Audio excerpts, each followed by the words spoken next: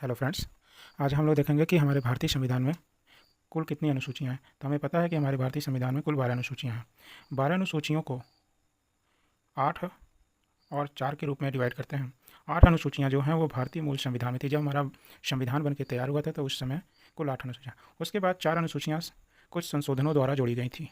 तो उसे हम एक एक करके देखते हैं। तो हमारी जो पहली अनुसूची थी वो क्या थी कि राज्य एवं संघ शासित प्रदेश। जो हमारी पहली अनुसूची होगी उसमें राज्य एवं संघ शासित प्रदेशों के बारे में कही गई है। दूसरा है कि पदाधिकारियों के वेतन के बारे में। दूसरी अनुसूची पदाधिकारियों के वेतन के बारे में है। तीसरी अनुसूची शपथ ओथ, मतलब सभी पदाधिकारियों के शपथ की बात की गई है। उसमें सिवाय प्रेसिडेंट, राष्ट्रपति, वाइस प्रेसिडेंट, उपराष्ट्रपति और राज्य के गवर्नर, राज्यपाल को, इन तीनों को छोड़कर बाकी सभी के शपथ की बात की गई है। उसके बाद है चौथी अनुसूची में राज्यसभा में सीटों का बंटवारा। राज्यसभा में सीटों का बंटवारा।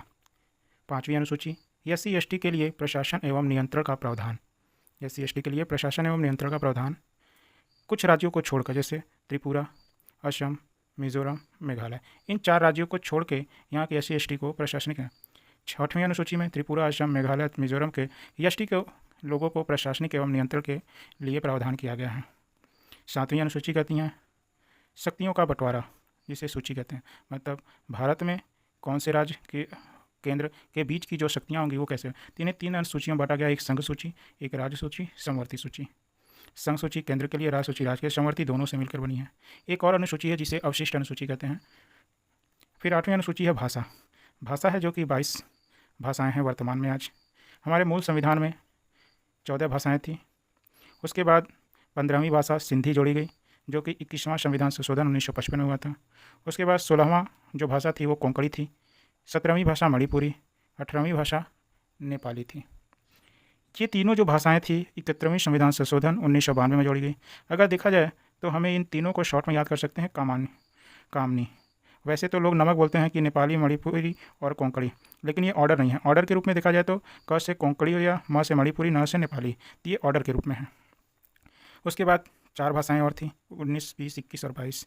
इसे शॉर्ट में याद करते हैं बोर्ड मास के रूल से, जो मैथ में आप लोग पढ़ते हैं, bracket of division, multiplication, addition, subtraction, उस रूप में है। लेकिन यहाँ पर हम लोग भाषा को याद करने के लिए कहेंगे। इन चारों भाषाओं को 92वां संविधान संशोधन 2004 में जोड़ा गया था।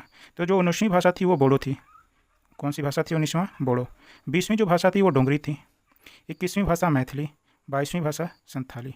इस तरीके से हमारी अनुसूची में कुल 22 भाषाएँ हैं और हमारे भारतीय संविधान में कुल 22 भाषाओं को मान्यता प्राप्त है, दर्जा दिया गया है। अब उसके बाद हम लोग चलते हैं जो 4 अनुसूचियां हैं जिन्हें संविधान संशोधन द्वारा जोड़ी गई हैं। तो जो 9वीं अनुसूची है वह भूमि सुधार से संबंधित थी, जो प्रथम संविधान संशोधन 1951 में हुआ था, से जोड़ा गया है। 10वां जो अनुसूची है वो दल बदल का कानून है, 92वें संविधान संशोधन 1985 द्वारा जोड़ा गया है। 11वीं जो अनुसूची है वो पंचायती राज से है, जिसमें 29 विषय को रखा गया है, 73वें संविधान संशोधन 1992 में जोड़ा गया है। और 12वीं अनुसूची है जो नगर पालिका है, जिसमें 18 विषय हैं, 74वें संविधान संशोधन 1992 द्वारा जोड़ा गया है। ये रही हमारे भारतीय संविधान की 12 अनुसूचियों का डिटेल्स। अगर आपको वीडियो पसंद आए तो ज़रूर लाइक कीजिए।